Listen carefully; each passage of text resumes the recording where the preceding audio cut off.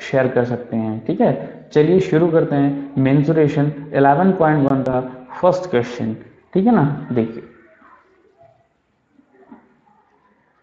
देखिए बेटा, ये जो आपका फर्स्ट क्वेश्चन है इसमें बोल रहा है आई स्क्वायर एक स्क्वायर है, क्या एक स्क्वायर है एंड एक मिनट होल्ड करिएगा, हाँ एक आपका स्क्वायर है, क्या बोल रहा है स्क्वायर है, और एक बेटे रेक्टेंगल है, क्या है रेक्टेंगल है।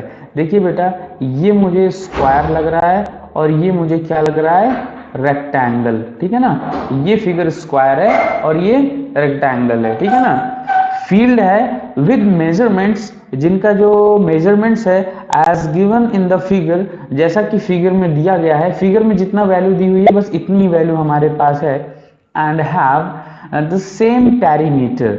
तो इसका मतलब हुआ, तुरंत हम लिख लें, नोट कर लें, पैरीमीटर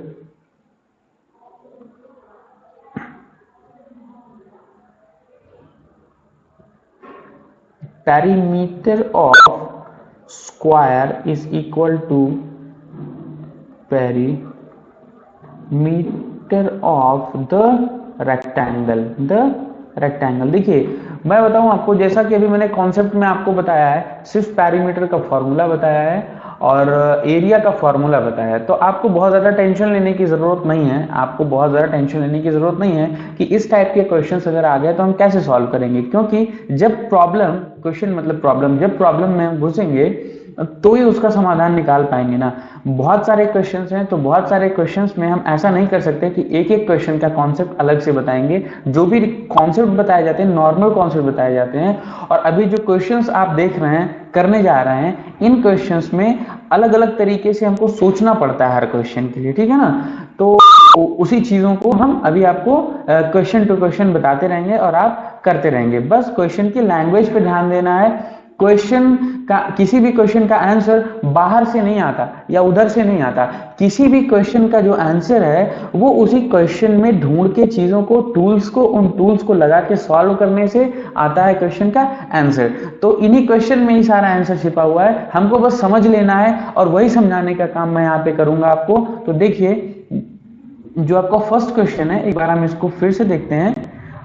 सॉरी, सारा कुछ इरेज हो गया ना, तो हम कंट्रोल जेड करके एक एक चीज को हटाते जाते हैं, तो फिर आपको समझाते हैं। ठीक है ना, ये देखिए क्वेश्चन में आपके ये फिगर मुझको क्या दिख रहा है बेटे, ये जो फर्स्ट फिगर है आपका, ये साइड और ये वाली साइड आपको इक्वल दिख रही है, मतलब ये 60 मीटर है, तो ये भी कितना होगा 60 मीटर होगा बेटे, ये भी कितना होगा 60 मीटर होगा, और ये भी 60 मीटर होगा, क्योंकि ये पहले फिगर को स्क्वायर बोल रहा है। और सेकंड वाला फिगर अगर ये 80 है बेटा, तो ये कितना है 80 मीटर, और ये वाला साइड आपको नहीं पता है, तो ये वाला साइड भी आपको नहीं पता होगा। लेकिन अब इसको हम कैसे निकालेंगे ये वाली साइड को, और पूछ रहा है कि लार्जर एरिया किसका है, मतलब इसमें से इसका एरिया बहुत बड़ा है कि इसका वाला, मतलब इन दोनों में एक का एरिया कम होगा और एक का एरिया ज्यादा होगा। तो लार्जर एरिया इस फिगर का है कि इस वाले फिगर का, यही पूछ रहा है। अब इसके लिए एक छोटा सा क्लू आपको दे रहा है, हैव द सेम पैरीमीटर, क्या दे रहा है सेम पैरीमीटर, मतलब पैरीमीटर ऑफ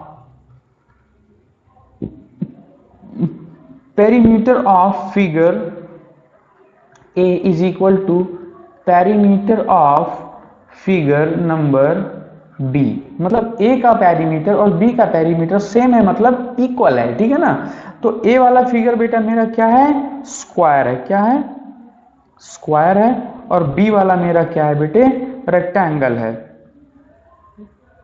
सॉरी B वाला फिगर आपका क्या है बेटे रेक्टेंगल है। ठीक है ना, तो अब इस स्क्वायर का अगर हमें पैरीमीटर निकालना है, तो स्क्वायर का पैरीमीटर फॉर्मूला हम रखेंगे। तो स्क्वायर का पैरीमीटर वाला फॉर्मूला क्या होता है बेटा, a प्लस ए यानी कितना होता है बच्चे 4a होता है, इज इक्वल टू, इसमें है ये है L और ये साइड है B साइड। ठीक है बच्चे, तो पैरीमीटर ऑफ रेक्टेंगल आप पीछे जाके देखेंगे तो पाएंगे 2L प्लस B। ठीक है बेटे, अब ये मेरी क्या बन गई एक इक्वेशन बन गई। इसी इक्वेशन को सॉल्व करने से मेरा आंसर आ जाएगा बेटे 4 इंटू यहाँ पे ए की वैल्यू 60 मीटर है। कितनी है बच्चे? 60 meter is equal to 2 into L की वैल्यू कितनी दी हुई है? यहाँ पे एल की वैल्यू है बेटे 80 मीटर। कितना दी हुई है? 80 मीटर प्लस बी दिया हुआ है। ठीक है ना बच्चे? अब इसको हम सॉल्व करने की कोशिश करेंगे। 6 4 जा 24 और 0 240 मीटर इज इक्वल टू 8 2 जा 16 यानी 160 मीटर प्लस 2b। ठीक है ना? 2b हो गया। अब बेटे ये देखिए 160 मीटर एंड ये 240 मीटर सेम दिख रहा है, तो 240 meter minus 160 meter is equal to 2b। So now next हम अपना इधर सॉल्व कर लेंगे। इधर फोटो आ रहा होगा, ठीक है ना? तो 240 माइनस 160 दैट इज होगा 80 मीटर। कितना हो जाएगा? 80 मीटर इज इक्वल टू हो जाएगा 2b। तो 2 को हम इधर ले आएंगे, ट्रांसफर कर लेंगे बेटा। तो b is equal to 80 meter upon 2 that will be 40 meter. b की वैल्यू कितनी आ गई बच्चे? 40 मीटर। ठीक है ना? तो ये जो इसकी ये दूसरी वाली साइड होगी, ये दूसरी वाली साइड इसकी हो जाएगी अपनी 40 मीटर। कितनी हो जाएगी? 40 मीटर। आई थिंक ये कलर शो नहीं हो रहा है इसमें, कंट्रोल जेड करते हैं और ये ले आते हैं। देखिए ये क्या हो जाएगा बेटा? b कितना हो जाएगा मेरा? 40 मीटर आंसर आ रहा है आपका। कितना आ रहा है? 40 metre and this will be 40 metre. अब ये पूछ रहा है कि एरिया किसका सबसे ज्यादा होगा। ठीक है ना? तो आइए हम एरिया निकालते हैं दोनों का। देखिए एरिया हम निकालने की कोशिश करते हैं दोनों फिगर की।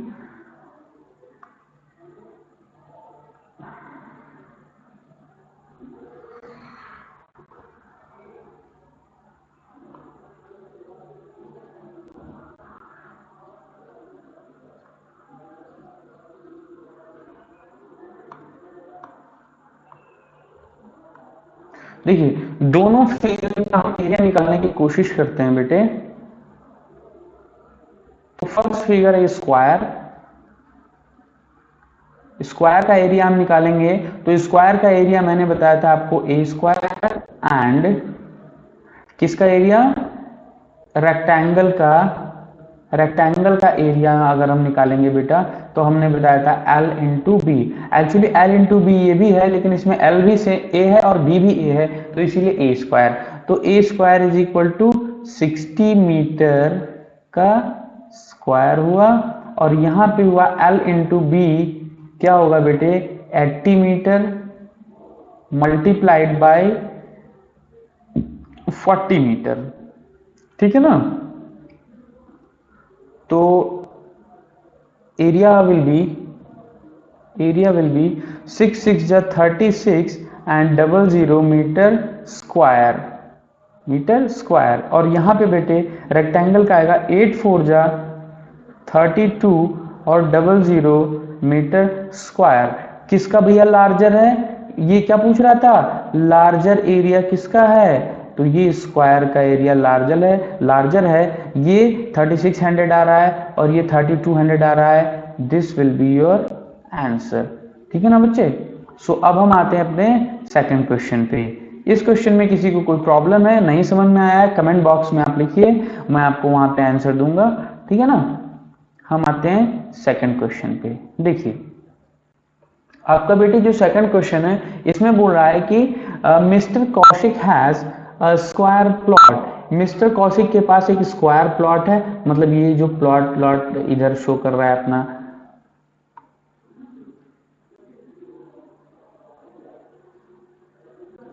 हाँ ये देखिए ये मिस्टर कौशिक का प्लॉट है। ठीक है ना?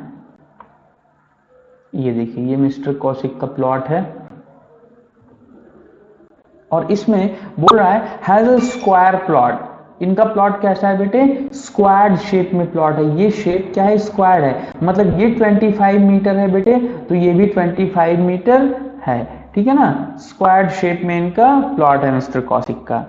देखिए फिर बोल रहे हैं with a measurement as shown in figure, जैसा कि फिगर में दिखाया गया 25 metre by 25 metre.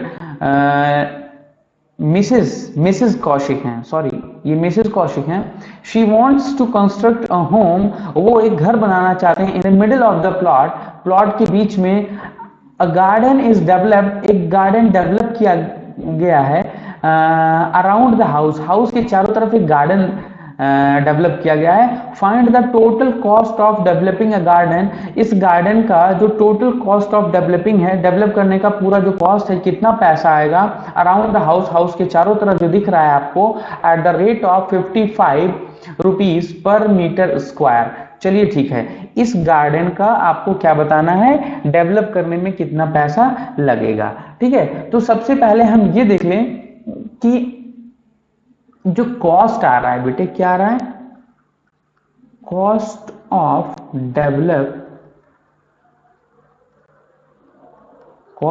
Developing the garden,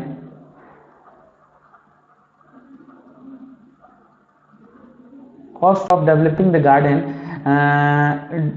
1 metre square, per metre square 55 rupees. 1 metre square का आ रहा है बेटे 55 रुपीज।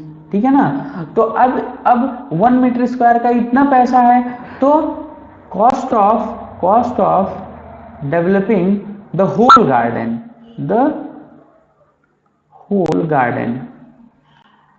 Whole garden. ठीक है ना, अब होल गार्डन का हमें यहां पे पता ही नहीं है कि कितना मीटर स्क्वायर है, तो हम जितना भी आएगा उससे मल्टीप्लाई कर देंगे 55 रुपीज को, तो हमारा पूरा पैसा आ जाएगा कि नहीं, बताइए। चलिए ठीक है, अब हम क्या करते हैं, इसको निकालने की कोशिश करते हैं। तो कैसे निकालेंगे, देखिए भैया ये एरिया की ही तो बात कर रहा है, ये सारा एरिया ही तो है, ये सब क्या है, ये सब एक एरिया ही तो है किसी चीज का। ठीक है ना, तो हम क्या करेंगे बेटे, ये जो इसका जो बड़ा वाला फिगर है, ये बड़ा वाला रेक्टेंगल है, इसमें से ये छोटू वाले को क्या कर देंगे, इसकी जरूरत नहीं, इसको माइनस कर देंगे।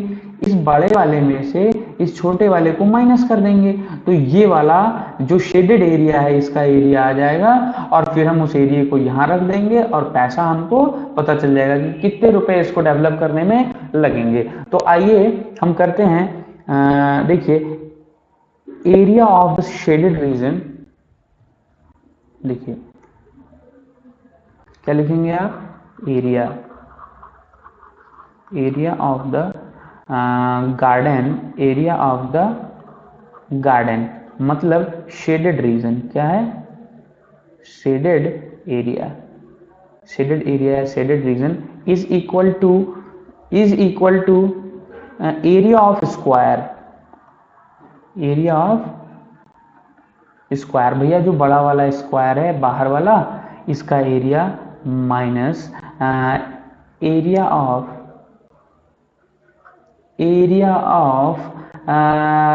इनर रेक्टेंगल, क्या, इनर रेक्टेंगल।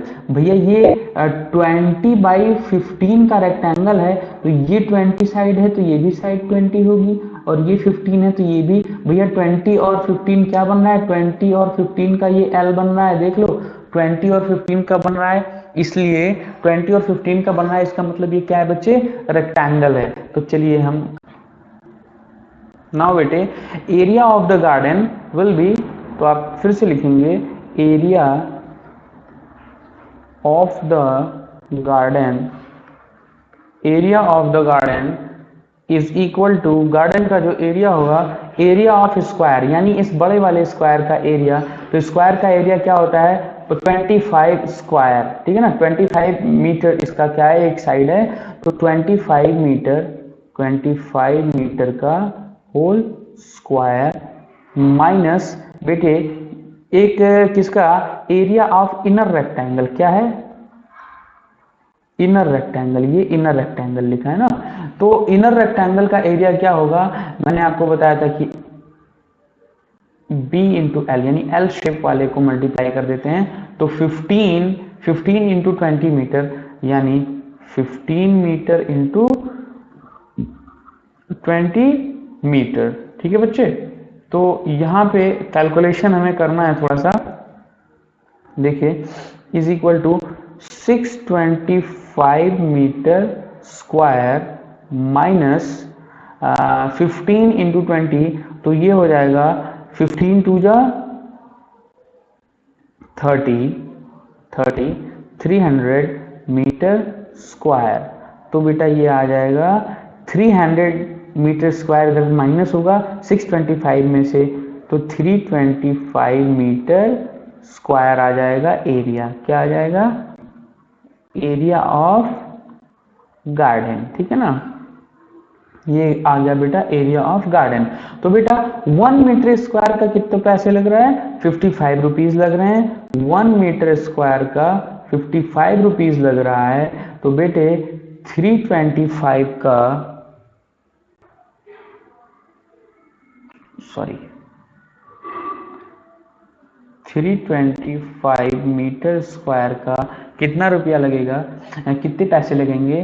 तो 325 रुपीज इंटू 55, ठीक है ना। तो 325 इंटू 55 कैलकुलेशन करिए, 325 इंटू 55 का ये आएगा आपका 17875, इतने रुपए आपके लगेंगे, ठीक है ना। टोटल कॉस्ट ये क्या आएगा आपका बेटा? टोटल कॉस्ट ये हो जाएगा बच्चे आपका आंसर, ठीक है ना। फिर मिलते हैं नेक्स्ट वीडियो में। क्वेश्चन नंबर 3, 4, 5, 6, 7, 8 जो कुछ भी हैं उन सबको लेकर। तब तक के लिए टाटा बाय बाय।